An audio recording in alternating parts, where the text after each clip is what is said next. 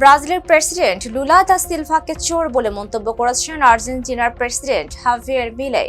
আপত্তিকর এই বক্তব্যের প্রতিবাদে বুয়েনস আয়ার্স থেকে নিজেদের রাষ্ট্রদূতকে ফিরিয়ে নিয়েছেন ব্রাজিল সরকার। আগামী অক্টোবরের নির্বাচনে লুলার প্রতিদ্বন্দ্বী ফ্লাভিও বোনসনের প্রচারণায় অংশ নিয়ে মিলে ব্রাজিলের বর্তমান প্রেসিডেন্টকে চোর ও দণ্ডপ্রাপ্ত আসামি হিসেবে আখ্যা দেন।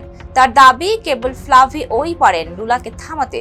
এই বক্তব্যের জবাবে লুলা দা সিলভা স্পষ্ট জানান, ব্রাজিল পরিচালনায় কোনো বহিরাগত হস্তক্ষেপ মেনে নেওয়া হবে না। ব্রাজিলীয় কূটনীতিকরা মিলের এই বক্তব্যকে দেশের গণতন্ত্র ও জনগণের প্রতি অপমান হিসেবে দেখেছেন। উল্লেখ্য, 2018 সালের সাজা 2021 সালে সুপ্রিম কোর্ট বাতিল করার পর 2022 সালের নির্বাচনে জয়ী হয়ে ক্ষমতায় আসেন লুলা।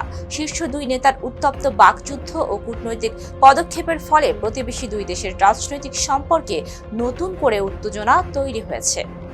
সাইমা রূপা, ফেস দ্য পিপল।